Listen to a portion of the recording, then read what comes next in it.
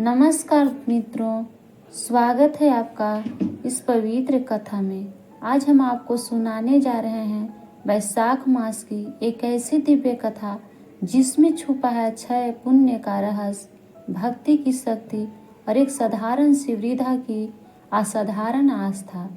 यह कथा हमें सिखाती है कि सच्चे मन से किया गया छोटा सा कार्य भी भगवान तक पहुंच जाता है। तो आइए श्रद्धा और विश्वास के साथ इस पावन कथा का श्रवण करें।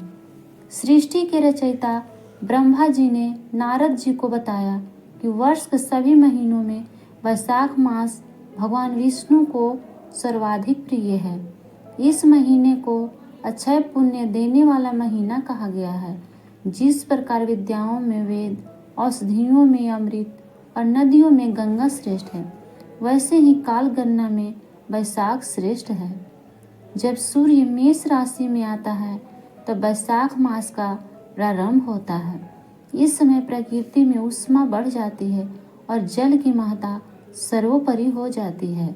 पौराणिक ग्रंथों के अनुसार जो व्यक्ति इस महीने में सूर्योदय से पूर्व किसी पवित्र नदी, सरोवर या घर पर ही जल में गंगा जल मिलाकर स्नान करता है, उसके 1000 जन्मों के पाप नष्ट हो जाते हैं। धार्मिक पुस्तकों के अनुसार पीपल साक्षात भगवान विष्णु का रूप है। पीपल की जड़ों में ब्रह्मा, तने में विष्णु और शाखाओं में शिव का वास होता है। दूसरी ओर आग का पौधा सूर्यदेव और भगवान गणेश का प्रतीक माना जाता है। वैशाख की तपती गर्मी में जब सारा संसार जल के लिए त्राही त्राही करता है, तब जो व्यक्ति इन दो वृक्षों को सींचता है वह मानो त्रिदेवों और 9 ग्रहों को तृप्त करता है। तो चलिए अब कथा शुरू करते हैं। प्राचीन काल के एक गांव में एक वृद्ध ब्राह्मणी रहती थी। उसका जीवन अत्यंत सरल था। प्राचीन काल के एक गांव में एक वृद्ध ब्राह्मणी रहती थी। उसका जीवन अत्यंत सरल था और उसकी सबसे बड़ी पूंजी थी उसका अटूट विश्वास और भगवान के प्रति उसकी भक्ति। वह ब्राह्मणी बहुत वृद्ध हो चुकी थी। उसके बाल पूरी तरह से सफेद हो चुके थे। उसकी कमर झुक गई थी और चलने के लिए उसे एक पुरानी लकड़ी की लाठी का सहारा लेना पड़ता था। लेकिन इन सब के बावजूद उसके मन में भक्ति की जो ज्योति जल रही थी वह कभी मंद नहीं पड़ी थी। उसके परिवार में उसका एक पुत्र और बहू रहते थे। पुत्र अपने काम में व्यस्त रहता था और बहू घर के कामकाज को संभालती रहती थी। बाहरी दृष्टि से उनका परिवार सामान्य प्रतीत होता था, लेकिन उनके विचारों में एक बड़ा अंतर था। जहाँ ब्राह्मणी का जीवन धर्म, नियम और श्रद्धा पर आधारित था, वही उसकी बहू का मन इन सब चीजों से दूर रहता था। जैसे ही चैत्र मास की पूर्णिमा समाप्त होती और वैशाख मास आरंभ होता, ब्राह्मणी के जीवन में एक विशेष नियम शुरू हो जाता था। यह नियम उसने वर्षों पहले लिया था और उसने कभी भी इसे तोड़ा नहीं था, चाहे परिस्थिति कैसी भी रही हो। उसका नियम बहुत ही सरल था, लेकिन उसमें गहरी आस्था छिपी हुई थी। वह प्रतिदिन सूर्योदय से 2 घंटे पहले उठती थी। उस समय जब पूरा गांव गहरी नींद में होता था, जब चारों ओर केवल सन्नाटा होता था और केवल पक्षियों की हल्की हल्की आवाजें सुनाई देती थी, तब वह अपनी आंखें खोलती और भगवान का स्मरण करती। धीरे धीरे वह अपनी लाठी के सहारे उठती, अपने पुराने वस्त्रों को ठीक करती और एक तांबे का लोटा लेकर घर से बाहर निकलती। उसकी चाल धीमी थी, लेकिन उसके कदमों में एक दृढ़ता थी, जैसे वह किसी महान उद्देश्य की ओर बढ़ रही हो। गांव के पास ही एक छोटी सी सरिता बहती थी। वही उसका स्नान स्थल था।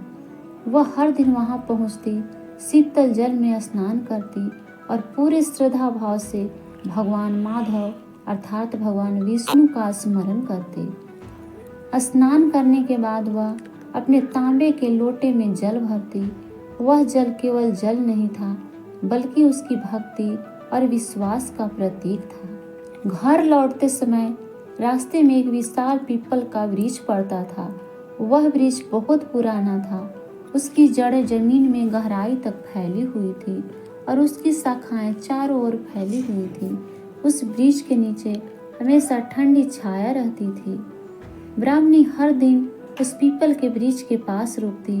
वह बहुत आदर और श्रद्धा के साथ उसके पास जाती, जैसे वह किसी जीवित देवता के सामने खड़ी हो। वह धीरे धीरे उसके जड़ों में जल चढ़ाती। जल चढ़ाते समय उसके चेहरे पर एक अलग ही शांति होती थी। वह अपनी आंखें बंद करके भगवान से प्रार्थना करती और फिर उस वृक्ष की 7 बार परिक्रमा करती। परिक्रमा करते समय वह एक मंत्र समान वाक्य को बार बार दोहराती। सींचू पीपल जाऊं बैकुंठवास, माधव रखे मेरी लाज। उसकी आवाज़ धीमी होती थी, लेकिन उसमें जो विश्वास था वह अत्यंत गहरा था। पीपल को जल देने के बाद वह आगे बढ़ती। थोड़ी दूर झाड़ियों के बीच एक छोटा सा आक का पौधा उगा हुआ था। सामान्यतः लोग उस पौधे को महत्व नहीं देते थे। कई लोग उसे जहरीला समझते थे और उससे दूर रहते थे, लेकिन ब्राह्मणी के लिए वह पौधा भी उतना ही पवित्र था जितना पीपल का वृक्ष। वह उस आक के पौधों के पास जाती, उसे भी जल चढ़ाती और अपने माथे से तिलक लगाकर प्रार्थना करती। वह सूर्य देव और भगवान गणेश का स्मरण करती और उनसे प्रार्थना करती कि वे इस संसार को शीतलता प्रदान करें और उसकी संतानों को सुखी रखे। यह उसका प्रतिदिन का नियम था। चाहे गर्मी कितनी भी हो, चाहे शरीर कितना भी थका हुआ हो, वह कभी भी इस नियम को नहीं छोड़ती थी। लेकिन उसकी बहू को यह सब बिल्कुल पसंद नहीं था। बहू स्वभाव से चंचल थी और उसे धर्म कर्म में कोई विशेष रुचि नहीं थी। उसे लगता था कि उसकी सास बिना कारण समय और पानी दोनों की बर्बादी कर रही है। वह सोचती थी कि जब घर में पानी की जरूरत होती है तब उसकी सास बाहर पेड़ों को पानी देकर आती है, जो उसके अनुसार व्यर्थ था। धीरे धीरे उसके मन में चिढ़ बढ़ने लगी। वह अपनी सास के इस नियम को समझ नहीं पा रही थी और न ही समझना चाहती थी। एक दिन उसका गुस्सा अपने चरम पर पहुंच गया। सुबह का समय था। ब्राह्मणी हमेशा की तरह उठकर नदी जाने की तैयारी कर रही थी। तभी उसकी बहू ने उसे देख लिया।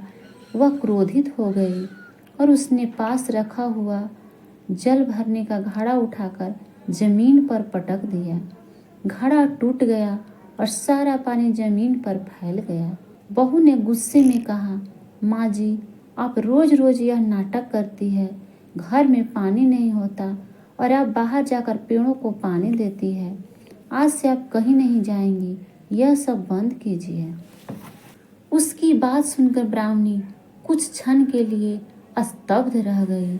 उसके चेहरे पर दुख की एक हल्की सी छाया आ गई, लेकिन उसने कोई प्रतिवाद नहीं किया।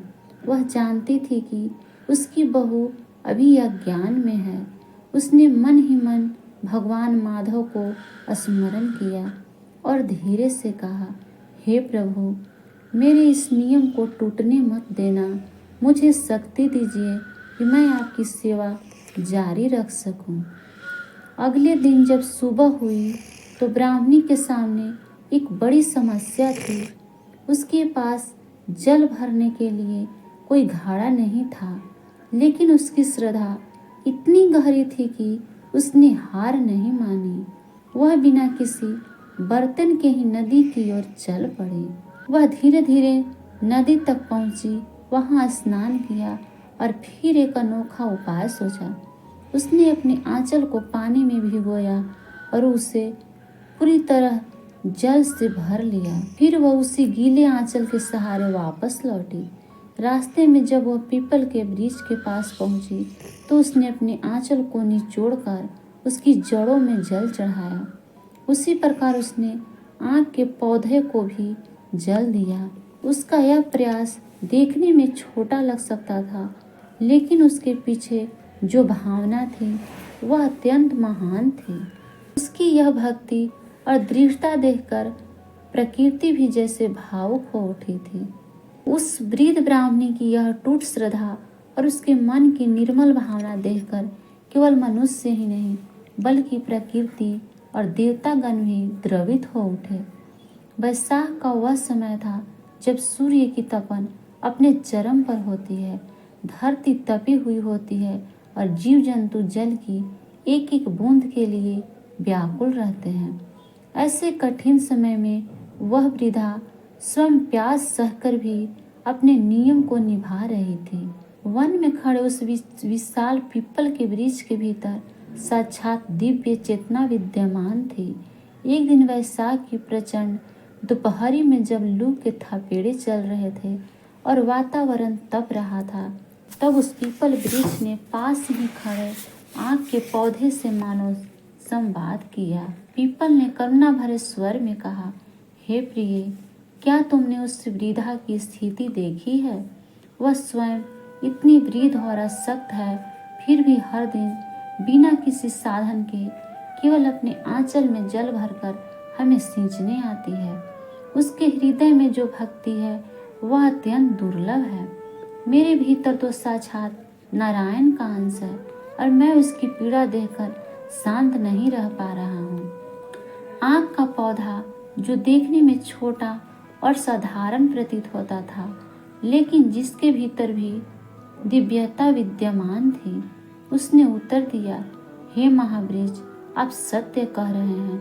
संसार मुझे तुच्छ समझता है। कई लोग मुझे विषैला मानकर त्याग देते हैं, लेकिन इस देवी ने मुझे भी देवताओं के समान पूजनीय माना है। इसकी श्रद्धा ने हमें गौरवान्वित कर दिया है। अब समय आ गया है कि हम इसकी भक्ति का फल इसे प्रदान करें। दोनों ने मिलकर निश्चय किया कि वे इस ब्राह्मणी की परीक्षा लेंगे और फिर उसे ऐसा फल देंगे जिससे उसका जीवन धन्य हो जाएगा। अगले दिन जब वह ब्राह्मणी अपने आंचल में जल भर कर आई और पीपल के वृक्ष को सींचने लगी, तो उसने देखा कि वृक्ष के नीचे कुछ सूखे पत्ते गिरे हुए हैं।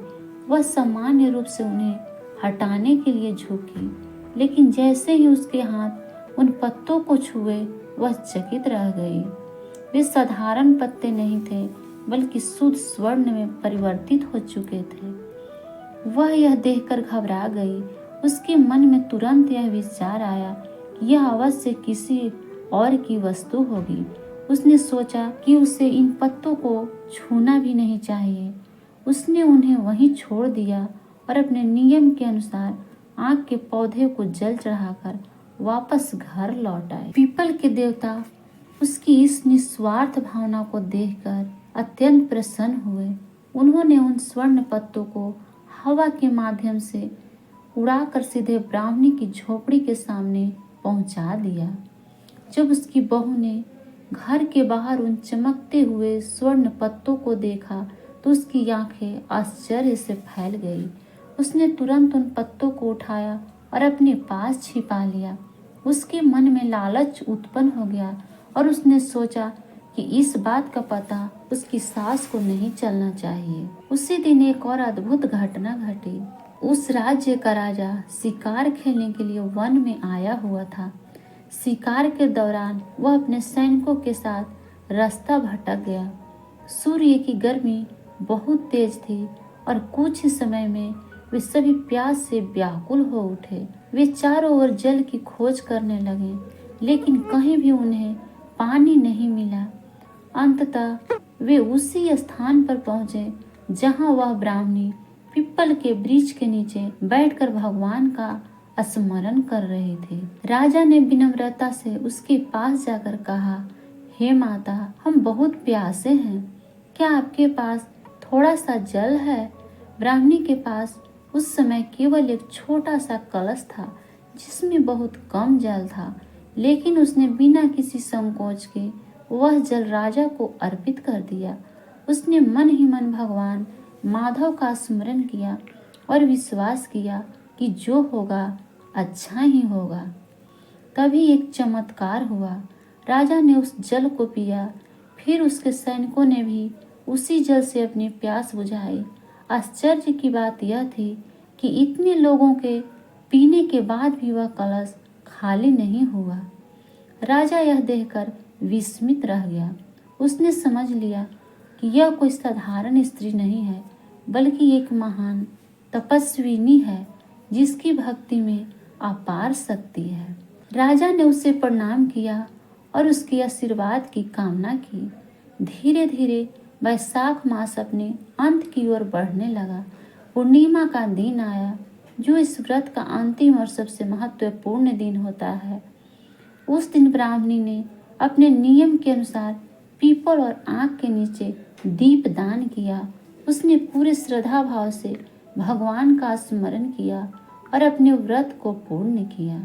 तभी आकाश में एक अद्भुत प्रकाश फैल गया।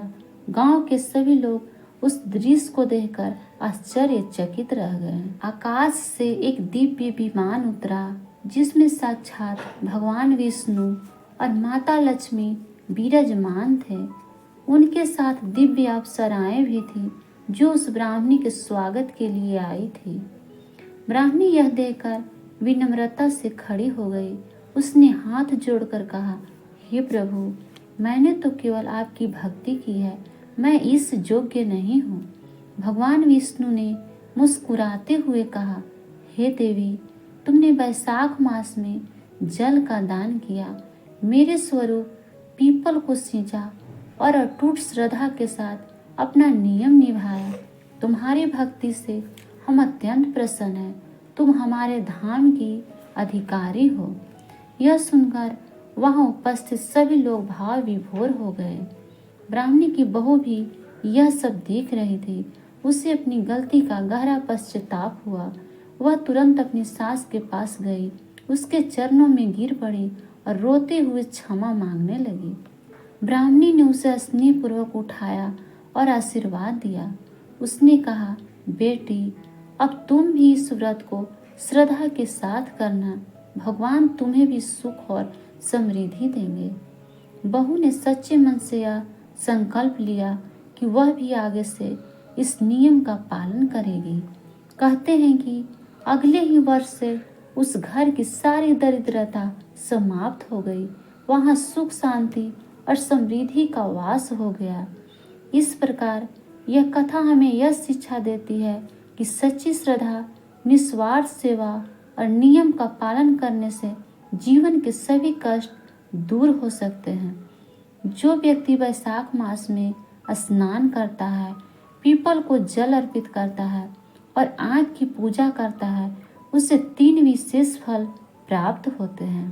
पितरों की तृप्ति, वंश की वृद्धि और घर में लक्ष्मी जी का अस्थायी वास होता है। तो मित्रों, यह थी वैशाख स्नान और पीपल आग सींचने की पावन कथा। यदि यह कथा आपको अच्छी लगी हो तो इसे अपने परिवार और मित्रों के साथ अवश्य साझा करें। ऐसे ही और धार्मिक और प्रेरणादायक कथाओं के लिए हमारे चैनल को जरूर सब्सक्राइब करें। जय श्री हरि, जय श्री माधव।